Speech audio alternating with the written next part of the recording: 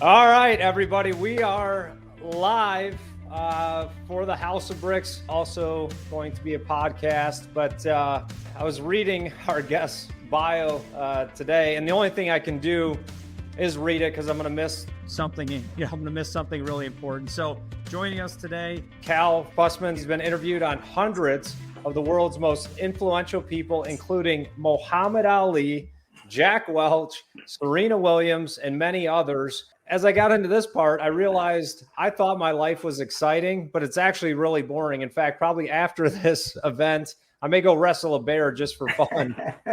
But Cal has done swimming with tiger sharks. He's rolled with gorillas in Rwanda. He's searching for gold on the Amazon. He's boxed against world champion Julio Cesar Chavez. So I'd love to welcome you to the House of Bricks, Cal. Thank you very much. And let's build something good today. Well, we're going to do it, and we're going to do it through something that you are a master of, which is storytelling. And what I tell people, especially the entrepreneurs that we work with, and as you know, the House of Bricks really inspires people to use every opportunity as a place to build strength. And we call it living brick by brick. And, it's really how you respond to adversity that's going to shape your life. But I tell everyone that they have a story that they were designed to tell in only a way that they can tell it to impact the right person at the right time. So that's about as good as I can get to tee you up today. But love to hear a little bit more about your story and journey as a storyteller. Where do you want to start? You want to start in November of 1963? Well, I wasn't alive, but we could start there. All right. Thank you for having me. First of all, as you can see, I was just running from one event to the next. So just getting everything straightened out here. To start off, I'll take you back to a Friday afternoon. I'm in second grade, smallest guy in the class. Miss Jaffe goes out of the room, comes back about a minute or two later, and she's a different person.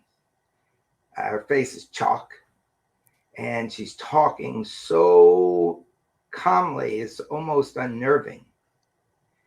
And she tells everybody that President John F. Kennedy has just been shot. So everybody, after a while, runs home, go to the TV. We find out that President Kennedy's been assassinated. And a little while later, the vice president, Lyndon B. Johnson, takes the oath of office, comes a new president. Now, that night, my parents don't know how I'm going to sleep because I just turned 7 years old a week before. And I never dealt with death before. So they go over and call me at the kitchen table and say, Cal, we just want you to know, country, this has happened before.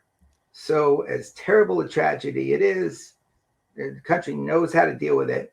And we want you to know you can sleep well tonight because tomorrow morning, you're going to have breakfast just like you did last Saturday and go out and play like you did last Saturday. So everything's going to be fine. Now, to show you how naive I was, Adam, I thought if you had a middle initial, that meant you got to be the president. Because the only people I ever heard of who were presidents had middle initials. Harry S. Truman, Dwight D. Eisenhower, Franklin Delano Roosevelt. And I'm now wondering, this guy, Lyndon B. Johnson, he knew he was going to be the president. So how's he feeling? Is he happy to be president? Is he sad because it's only because of the assassination?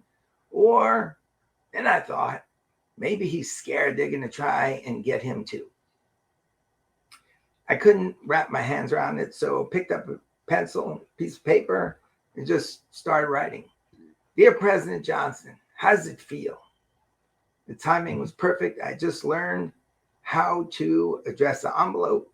I knew where the stamps were. And finished this letter and basically just licked the stamp, put it in the corner, addressed it President Lyndon B. Johnson, the White House, my return address, didn't tell anybody. And the next day when I went out, I dropped it in the mailbox. Well, a month later, I forgot about it. But 6 months later, my mom comes racing into the apartment with an envelope in her hand. And it's from the White House, addressed to me from the president. And we open it up, and it's kind of amazing because he's not addressing me as a second grader. He's addressing me with dignity. He's basically, and the way we knew this, the second sentence started something like, in answer to your query. And I had no idea what a query was, but I knew that our apartment was filled up with people. They wanted to hold on to the envelope, and the principal from the school was calling. He wanted me to bring it in. And so I learned in that moment that a great question could get you to the most powerful person on earth. And that story shaped the rest of my life.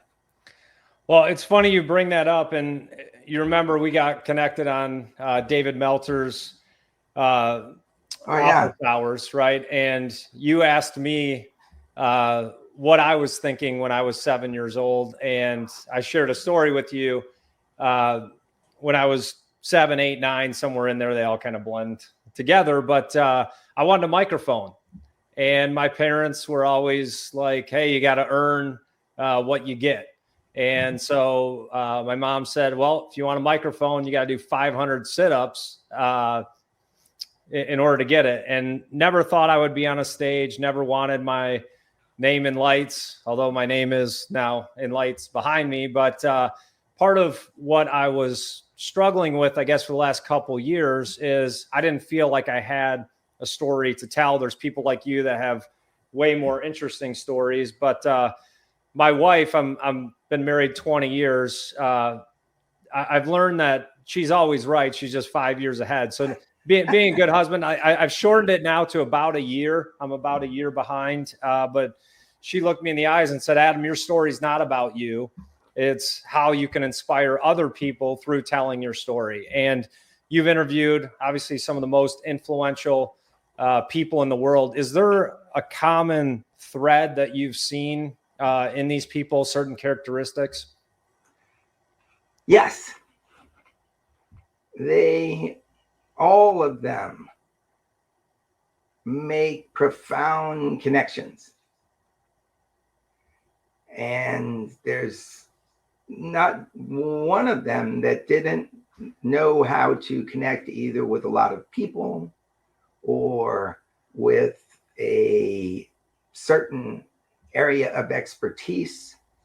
But connection was key, and it enabled them to go wherever they went and be remembered by so many people. You mentioned Muhammad Ali. He's like a classic example. Everybody in the world knew he was. And if people approached him, he literally tried to connect with everybody. There's a story of him going through an airport, and he was with a reporter, and they were kind of late for a plane. This was before the days of the security we have now.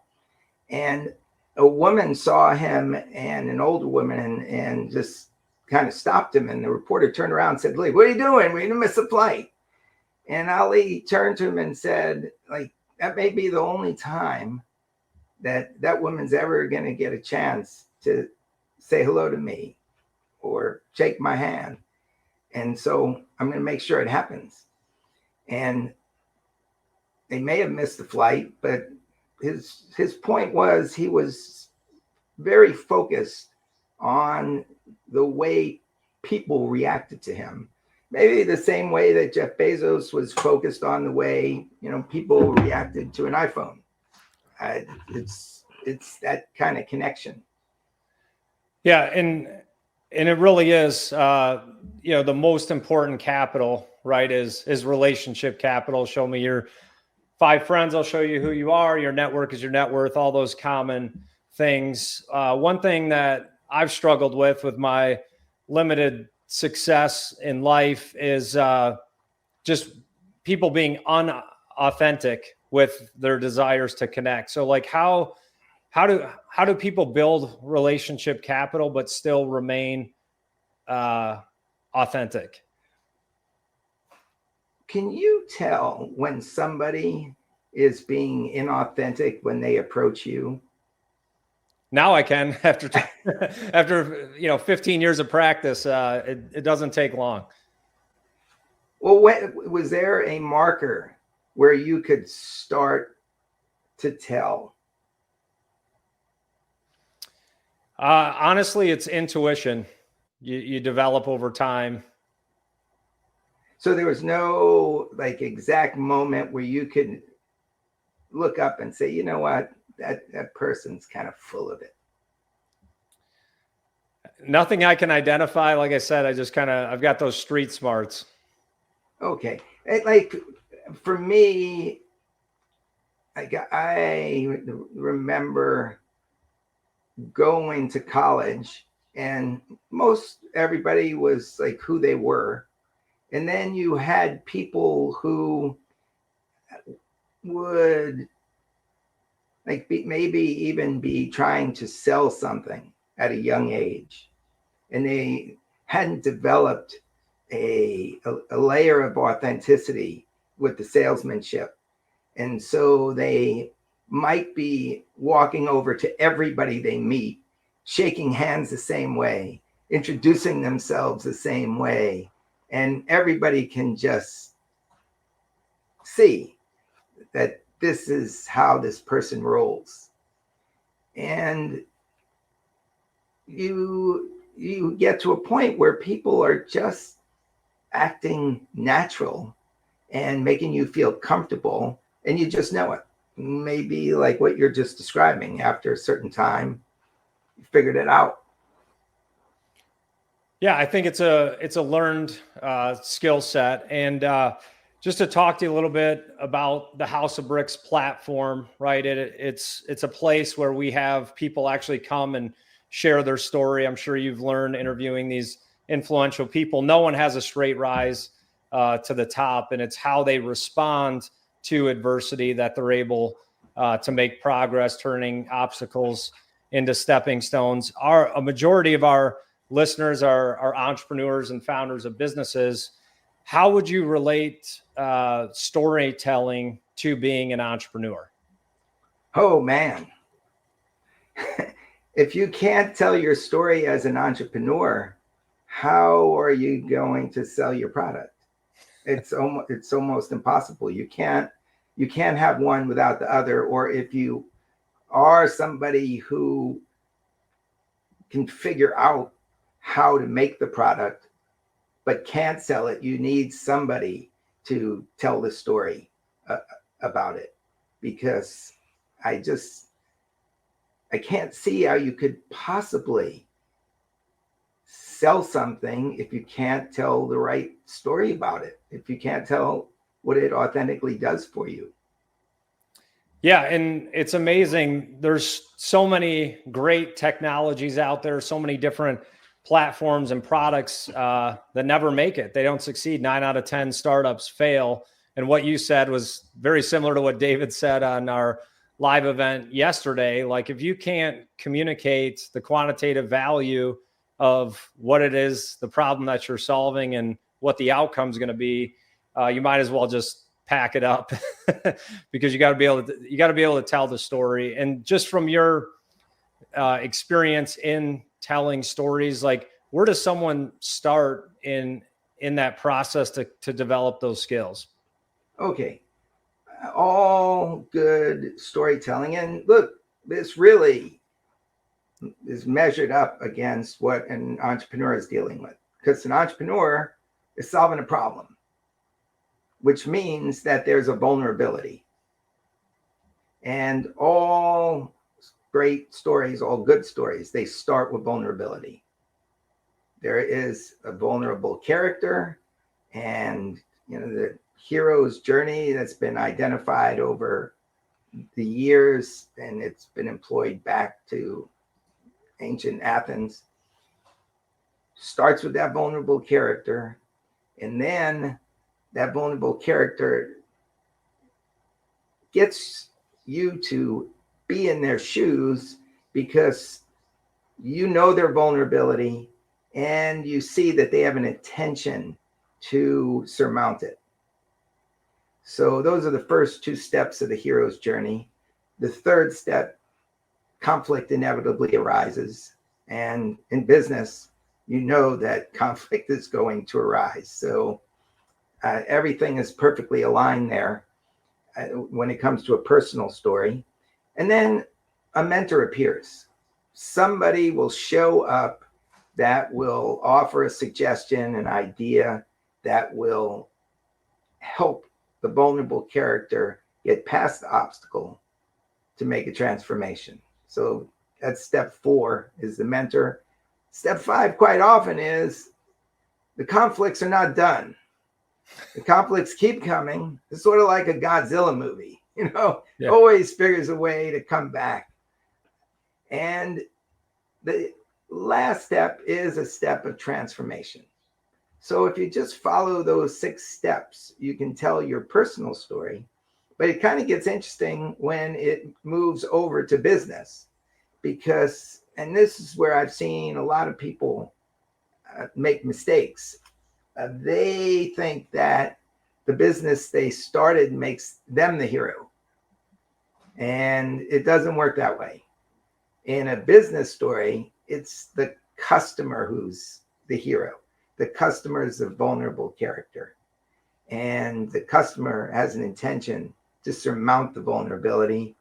The customer is being impacted by conflicts. And then the business becomes the mentor. That product helps the customer get past the difficulties.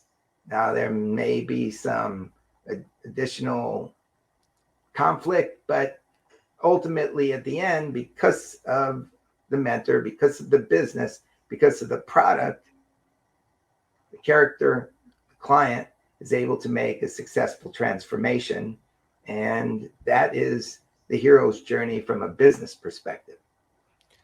If I could drop this mic, I would, and just walk out and let you finish the show. I mean, that's literally what we're teaching people. Wow.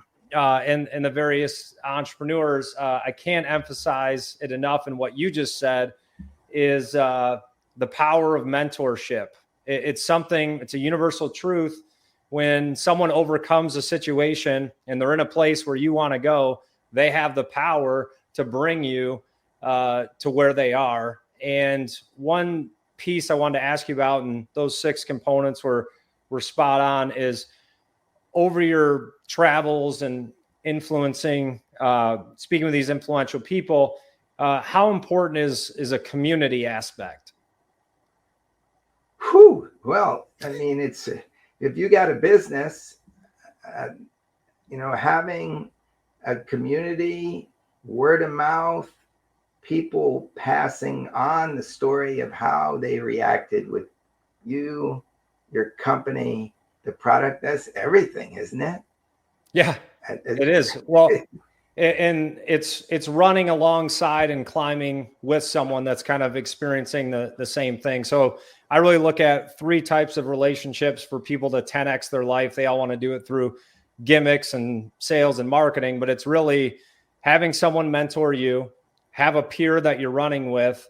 And then where people miss out is mentoring other people. It actually makes you a better person, even if you haven't climbed Mount Everest or swam with tiger sharks. Like, everyone has something that they could teach someone that is where they want to be. And again, it's telling your story. It creates inspiration, transformation, and motivation that will help them get to where you are. And we're just going to go off script here. I didn't even have one anyway. But what do you want to talk about, Cal? I know you've always got something crazy you want to pull out of your hat there.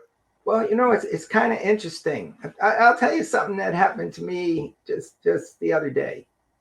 I was a technophobe in like 20 years back, I just didn't really grasp the internet when everybody jumped into it. And it kind of held me back. And I just made it a character trait that I was an old school guy. But when artificial intelligence appeared, I just said, this is not going to happen to me again. Because I'm recognizing it as maybe the biggest thing that's ever happened to humanity. And I got wind of this app called Suno, Suno. Okay. And it allows you to make music. Now, when I say make music, you can hear my voice. I ain't Pavarotti. I don't play the piano. I don't play the guitar. I love music. I've interviewed many of the musical greats.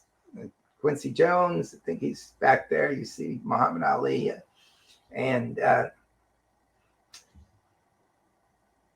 I got sent this app. And you can make a song just by putting in a prompt in like less than 30 seconds. And it comes out with like a voice that you might hear on a radio. And I bring this up because it's a huge issue for a lot of creative people. And a lot of people feel challenged by it. They're scared of it. And I've already like written, and then you can go and write your own lyrics and it'll make your own songs. And I actually put a song out on my podcast to just show how easy it is to do this. And the reason I bring it up is because I'm telling people, you've got to stay current with AI. Because if you're not using it as a tool, you're not going to be able to compete. And if you use it as a tool, you're going to put yourself in a completely different space. And so what I've come to conclude is, man, all this AI is going to supplant all that we know. We're just not going to be as quick. But there's one thing that artificial intelligence will never be as good as a human, and that is making authentic human connections. I agree. And that is what we got to double down on while we use AI as the tool. And then look, it goes back to like your first question about what was the thread that was holding all these icons that I've interviewed and shaped the last 75 years of world history. They made connections. And so we don't want to feel isolated over time, especially in the age of remote work. It comes back to what you're talking about with communities and staying attached, because that is going to be one of the most, if not the most important thing that we got. Everything else AI is going to be able to do better. Yeah, I agree with that. It's just going to make our time in person more valuable. Like even now, right, we're over StreamYard. It would be totally different if, I was sitting in your office. It's just a different energy. And I don't think, well, I know it'll never be recreated, that same type of experience. And thank you for sharing that. So as a master interviewer and storyteller, do you have any questions for me? Let's see. What area of AI would you like to jump into? There's AI now that allows you to make your own films. You just prompt the machine and films come out of it. Do you have areas where you would like to use tools, or are you pretty well settled in the house of bricks where you live? Yeah, we we use AI as much as it's efficient for us, but sometimes it's a double-edged sword because you're putting information in, you're getting it back out. It's not what you want. You put it back in, get it back out. It would have been easier to just write it. And so what we were talking about earlier is the value of authenticity.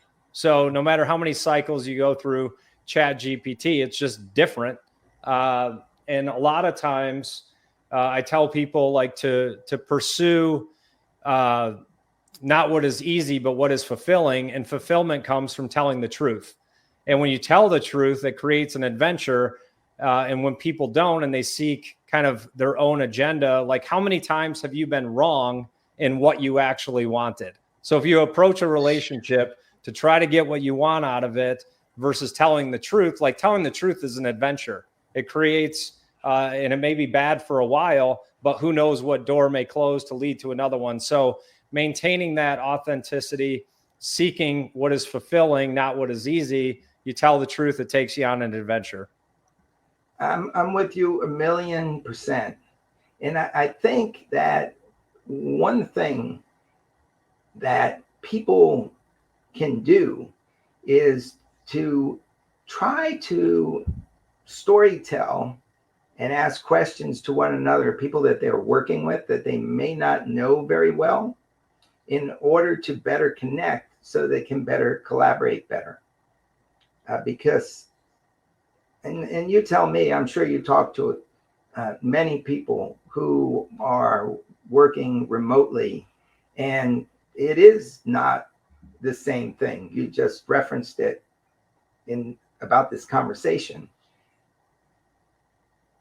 If people can tell each other their stories, ask each other their questions, reveal the vulnerabilities, show how they personally like to work and get the most out of themselves.